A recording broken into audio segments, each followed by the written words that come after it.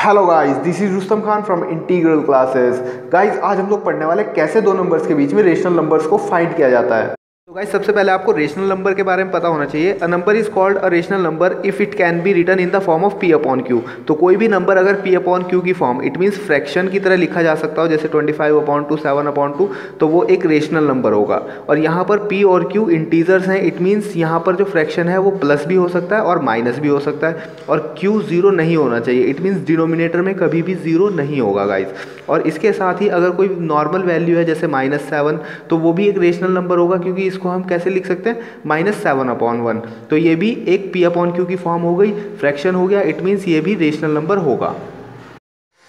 So guys, rational number के ऊपर based question दो टाइप के होते हैं। पहला होल नंबर्स जैसे 3 और 4 के बीच में रेशनल नंबर्स फाइंड करने के लिए, और सेकंड फ्रैक्शंस जैसे 1/2 और 2/3 के बीच में रेशनल नंबर्स फाइंड करने के लिए। सो गाइज, हमारे पास रेशनल नंबर फाइंड करने के दो मेथड है, जिसमें से फर्स्ट मेथड मैं बता रहा हूँ आपको अभी। इसका फॉर्मूला है हाफ a प्लस बी। तो जो भी हमारे दो गिवन नंबर्स होंगे, a और b की प्लेस पे रखकर हम उसका सम कर देंगे और हाफ से मल्टीप्लाई कर देंगे। और गाइज, इस तरीके से आप बहुत सारे रेशनल नंबर्स फाइंड कर सकते हो किन्हीं भी दो गिवन वैल्यूज़ के बीच में।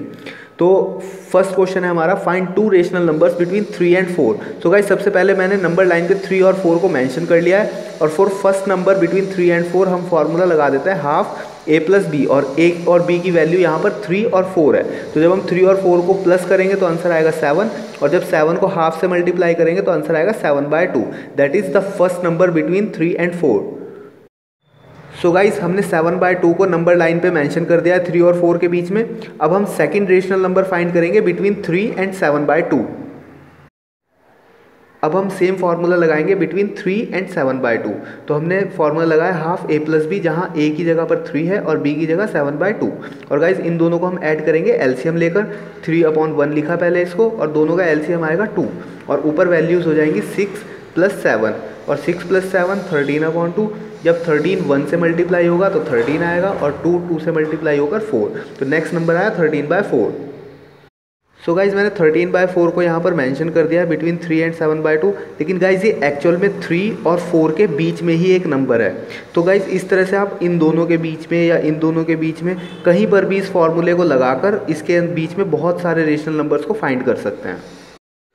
सो गाइज, अब हम सेम क्वेश्चन को सेकंड मेथड से सॉल्व करने वाले हैं। तो सबसे पहले मैंने यहाँ पर नंबर लिख दिया आपके लिए 3 एंड 4।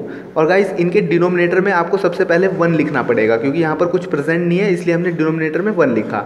अब जैसे यहाँ पर 2 रेशनल नंबर्स निकालने हैं, तो इसलिए हमने 2 में 1 प्लस करना है। तो जितने भी आपको नंबर्स निकालने होंगे गाइज, आपको उसमें 1 प्लस करना है, और जो भी आंसर आएगा उससे न्यूमरेटर और डिनोमिनेटर में मल्टीप्लाई करेंगे। तो जैसे हमारा आंसर 3 आया, तो हम यहाँ पर 3 से न्यूमरेटर और डिनोमिनेटर में मल्टीप्लाई करेंगे बोथ द साइड्स। गाइस, आप 3 से बड़ी वैल्यू से भी मल्टीप्लाई कर सकते हैं, लेकिन अगर आपने 3 से कम वैल्यू से मल्टीप्लाई की तो आपका required answer that is 2 rational numbers find नहीं होगा। सो गाइस, ये लीस्ट नंबर है, आपको एटलीस्ट 3 से मल्टीप्लाई करना ही पड़ेगा अगर आपको 2 रेशनल नंबर्स फाइंड करने हैं इस मेथड से। आप इससे बड़ी कितनी भी वैल्यू से मल्टीप्लाई कर सकते हैं।